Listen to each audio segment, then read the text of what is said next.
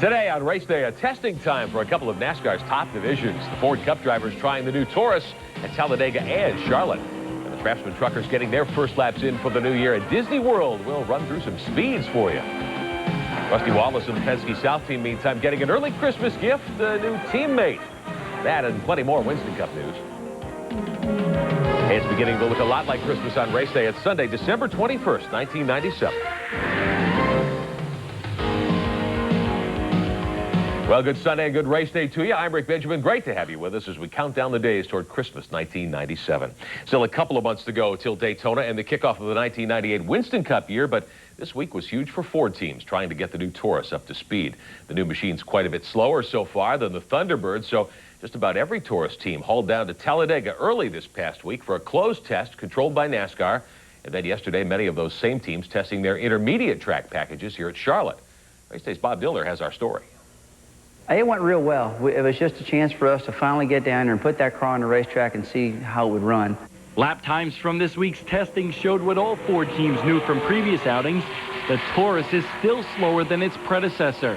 In fact, in head-to-head runs at the Talladega Superspeedway, the new Ford skin was 3/4 to a full second off the T-Bird's pace. 17 Ford drivers took part in the 3-day NASCAR-controlled session, which did not count against the 7 test dates allowed for each team.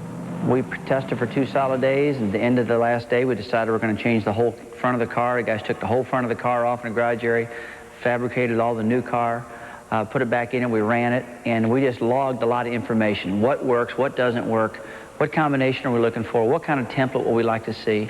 And NASCAR sit right there and supervised and oversaw everything.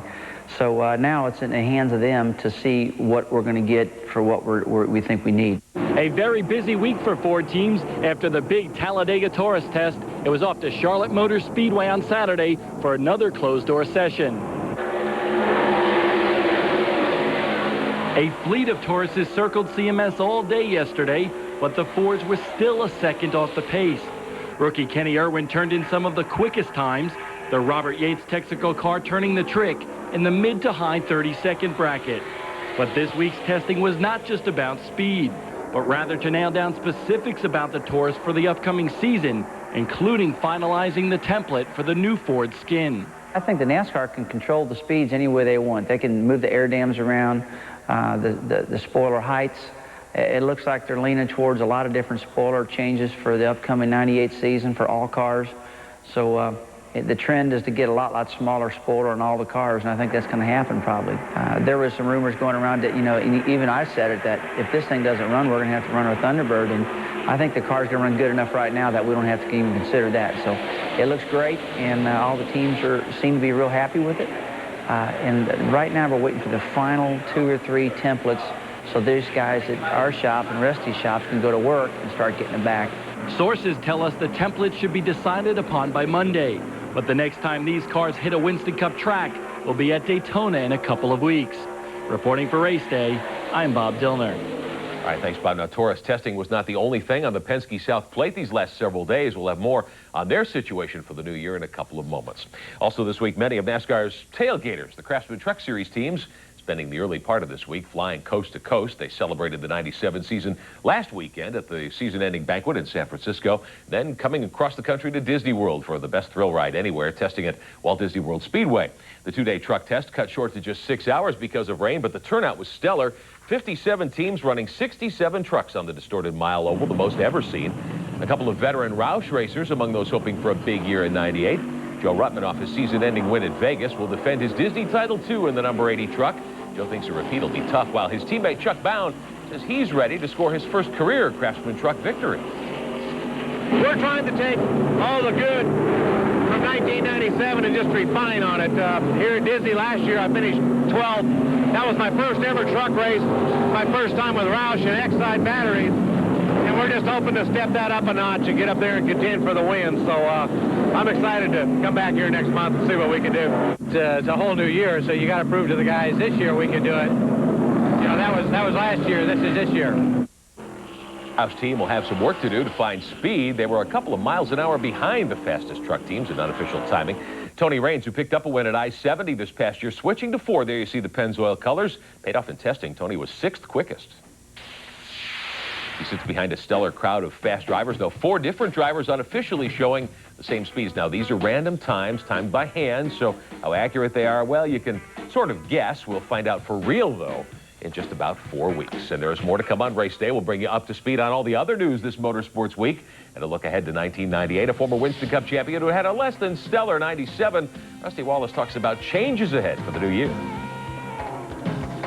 Race Day is brought to you by Mopar, Chrysler Corporation Parts, and the Chrysler, Plymouth, Dodge, Jeep, and Eagle dealers who sell and install them. Welcome back. If you want to find a Winston Cup driver who wasn't satisfied at all with his 1997 season, look no further than Russell Wallace. The '89 Winston Cup champion visiting victory lane just once this past year at Richmond back in the spring. So it's an off-season of reloading and realignment, you might say, at Penske South. Our Bob Dildner says, though, Rusty is ready to rumble. Once you get down and you get kicked in the face a lot, it makes you drive that much harder. So it's good. I think the partnership between the Cranafis Penske team, the new 37 car, and our car is working great. We're going to learn a lot from each other, and we're already starting to work together a lot. Rusty Wallace is optimistic about the '98 season, especially with the new partnership between Michael Cranafis and Roger Penske. The highly speculated merger is apparently a done deal, with Penske purchasing half of Cranafis Haas Racing, which fields cars for Jeremy Mayfield. Roger said, you know, we need to do a two-car team. Obviously, we're not prepared right here to start a second car team. When he had the opportunity to buy out Mr. Haas and get 50% of the Cranafis team, and then take the 2 teams and put them together for testing and sharing alike information, I thought about it and I said, boy, this is a home run. Here, we don't have to start a whole team. That team's already running. I get along great with Jeremy. That was apparently evident at Talladega this week, where both teams worked together to develop the new Ford Taurus. He drove my Taurus, I drove his Taurus, he drove my Thunderbird. I'd get out and get in his, we just swapped back and forth. But most of the time, they were doing their deal, we were doing our deal. Then we get together and debrief on what we learned and go after it again. And that's the way it's supposed to happen. The 2 shops will work independently of each other, a formula Rusty feels will translate into success. The former Winston Cup champ is attempting to bounce back from a difficult year in '97, 1 win and 11 DNFs. We really fell on our face last year, and there's no excuses for it. We did it. I mean, I screwed up a couple times, the engine guy screwed up a couple times, we had pit stop problems. We had a lot of problems out of all of us that we can't let happen next year. We've got to be well-oiled, well-organized, that killer want to win, and we'll do that. We really will. NASCAR's 50th anniversary sheds a new perspective on next season, and Wallace definitely has his eye on the big prize. To win the championship in the 50th anniversary would be bigger than big. It'd be great, and I want to get this team back where it belongs, where it deserves to be. With a teammate, the new Ford Taurus, and a determined Rusty Wallace, the Penske team may be a combination to watch in '98. Reporting for Race Day, I'm Bob Dillner. All right, thanks, Bob. Elsewhere in Winston Cup this week before Christmas, one of the most successful driver and crew chief pairings in Cup history is breaking up again. Darrell Waltrip releasing Jeff Hammond this week as DW continues to reorganize. John Cunningham becomes the team manager for the 17. Waddell Wilson stays on as Darrell's general manager. Hammond served on and off as DW's crew chief since 1982. The 2 have teamed up for 43 Winston Cup wins and a couple of championships. And you can add another driver to the 1998 Rookie of the Year competition in Winston Cup as we watch Jeff Hammond in his waning days. Tim Steele, the 3-time ARCA champion, makes it official. He'll drive for veteran car owner Bud Moore this coming year. Moore's 50th in the sport. Sponsorship not yet finalized, though, for the number 15 Ford. It'll be Steele's 2nd try at Winston Cup after running 5 races in 1994 for Bobby Allison's former team. And a couple of Winston Cup teams besides the Bud Moore Group unveiling new looks this week. Jeff Burton's Exide Taurus will be a bit different in its paint scheme from the '99 that you saw in victory lane 3 times this past year. The car's still mostly black, but the pink stripes now run around the front of the car and up on the sides. A dash of silver mixed in there as well for the Roush Racer. Pretty distinctive. And here's a first look at Chad Little's new number 97 John Deere Ford Taurus. The paint scheme just about the same as what we've seen the last couple of years, but it is on a Ford now instead of the Pontiac Grand Prix that Chad has driven for the Greg Pollock's team in the past. Jack Roush bought the group late in 1997, moving Little to Fords for the coming year. And there is more to come on race day this Sunday. A look back at the kart season that was a big one for a guy named Zanardi. But straight ahead, we'll talk live with one of the bright young stars of the Craftsman Truck Series next. Welcome back. You know, NASCAR's Craftsman Truck Series is full of young stars on the rise, but one of the brightest this year was Stacy Compton, the 30-year-old from Hurt, Virginia, jumping into the Impact Motorsports Ford. They had 8 top 10s, 3 top 5s, a second back in October at Mesa Marin, and we're welcoming Stacy Compton to RaceDay. Good to have you here today. Good to be here. Now, was this year more than you could have expected your first year with this team? Absolutely. I mean, we started this team, Troy Selberg, David Hodgson started this team back about this time last year. Yeah. We started the year with basically one truck, and we went to the first 6 races with one truck. And I mean, we hoped for a lot. Of course, we hoped to try to win Rookie of the Year, but I tell you, this is a tough series. You know, NASCAR's done a great job making this series competitive. I mean, you got all 3 brands that can win races, and it's a tough series, but the year was great. I mean, it was a learning experience, and we're pretty excited about this coming year. I'm sure you are. Now, let's go back one more year to '96. You got everybody's attention when you went to Martinsville, qualified 9th for the spring race there, the spring Winston Cup race. Why did you go to trucks, and why not stay in Winston Cup? Why not try to move up in Winston Cup? Well, you know, we needed to get some exposure. We ran late model stock for years and years and just never could get the exposure that we felt like we needed to get. And fortunately, I had the opportunity to go to Martinsville, and you know, we initially was looking for a Busch or a truck deal. And the gentleman that bought the team, Dean Monroe, he said, well, let's go racing. So he bought a cup car. We went to Martinsville, and you know, we looked at the different series, and you know, David Hodgson gave me the opportunity of a lifetime. We got into the truck series. I didn't know a lot about it at the time, but I tell you what, I don't think I would have changed anything. You know, the truck series is it's a great place to find a home. You know, I keep hearing about people talking about stepping stones to Winston Cup and things like that, but the truck series is a great place. You know, I'm real pleased with the truck series. Looking forward to being in it for a regular while. Now, you ran Winston Racing Series, as we mentioned, for quite a while. You were a track champ at South Boston a couple of years ago. Is that really where you learned to race in those cars? It is. I mean, you know, I ran go-karts for a while. I done the typical, you know, go-karts, late model stocks, into hopefully one day what we're doing right now. And, you know, I was brought up on the little bull rings. I mean, the South Bostons and Orange Counties and New River Valley Speedways and Lonesome Pines and places like that. So, you know, I sort of feel at home on these little bull rings. And when we go to the bigger tracks, you know, I've had a lot of learning to do this year. And it's been a real educational year, let's put it like that. Look ahead to the new season. You've tested, I guess, at Disney just a few days ago. Is your team intact for the new year? We're real excited about this coming year. We've got what we feel like is one of the premier sponsors coming to our team this year, and we're pretty excited about that. Our team is pretty much staying intact. We've moved some people around, of course, being able to get some sponsorship. We've brought some more people in. We've brought Kevin Cram in, which was with Ron Hornaday for a couple of years. And we're pretty excited about this coming year. New sponsorship on the truck? New sponsorship. Tell us about it. Well, I could tell you, but I'd have to kill you. Well, a lot of people would see that happen. What's going on there? We're real excited. We're going to announce the sponsorship at Orlando. Okay. It's, like I said, we feel like it's one of the premier sponsors in the sport. It's going to be a real good deal for us. It's going to be real good for NASCAR and the truck series because they're bringing a lot to the picture, and I think it's going to be good for us because it's something that we can build on for years to come. What's a realistic goal for you this year? We'd like to finish top 10 in points, of course. You know, our goal is the top 5. I think in this series it's hard to set goals because it's so competitive. I mean, you need to set a goal weekly. I heard Jeff Burton say that one time, and it's true. I mean, you need to set goals weekly. You know, if we could come out and be a competitive truck, a top 10 truck, every week is what we need to be. Yeah. And if we can be a top 5 truck, that'd be a real successful year. I think you'll do it. Good luck. Stacy Compton with us live today on RaceDay. There is more to come. As we take a time out, check out our website, country.com, for all your motorsports information. This week, we give you a behind-the-scenes look at what we do here at RaceDay and all the news of the Motorsports Week at www.country.com. We'll be right back. RaceDay, brought to you by Glavel Luxury Vans and Trucks, the choice of top NASCAR tracks, teams, and drivers, and the official van conversion company of NASCAR. Call for a dealer near you. By Featherlight Trailers, the official trailer of NASCAR, IndyCar, IRL, and major sponsor of the NHRA. Remember to call Featherlight for all your trailer needs at 1-800-800-1230 or 319-547-6000. Race fans, commemorate the 1997 NASCAR season with this exclusive offer. An authentic TNN Motorsports NASCAR Thunder mini helmet made by Simpson Race Products. Call today or visit your local NASCAR Thunder store to purchase this one-of-a-kind collectible. Call 1-800-338-6016. Subscribe to Stock Car Racing Magazine at the low introductory price of $14.97. Call toll-free 1-888-9-STOCK-CAR. Save 68%. Toll-free 1-888-9-STOCK-CAR. We're back. Let's go open wheeling now. A prominent kart team facing a big 1998, the team of Bobby Rahal. He's preparing for his farewell tour this coming season. Rahal busy this week getting in some off-season testing down at Homestead in Florida. It was the first time in about 6 weeks that Rahal had slid back behind the wheel of his Miller Lite Reynard. Checking out the newly redesigned 1.5 mile complex at Homestead in advance of the season opener next March 15th.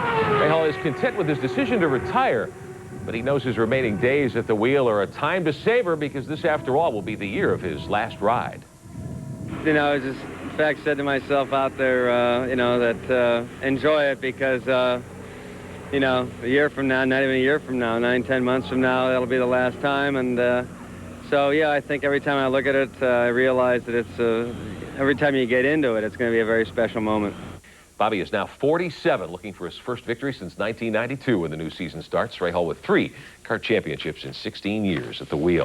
Well, 1997 was not one of Bobby Rahal's finest years, going winless again. But as we close it on Christmas, several kart champ car drivers do have plenty to be thankful for.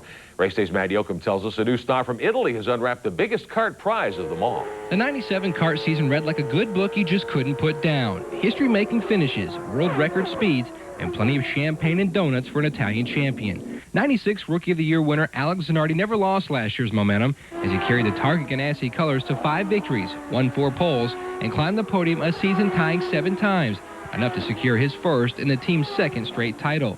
It marked only the 2nd time a driver won Rookie of the Year and a championship in back-to-back years. Zanardi might have penned the final outcome in the championship chase, but a host of others etched their own storylines as 8 different drivers chalked up a win over the 17 races, one shy of a kart record. Paul Tracy put Penske Racing back into victory lane not once, but 3 straight races to end the captain's year-old winless streak. Veteran Scott Pruitt was tops down under in Australia, copping his season's only victory. 1997 saw 3 drivers, Mark Blundell, Greg Moore, and Mauricio Gugelmin, enter the record book as first-time winners.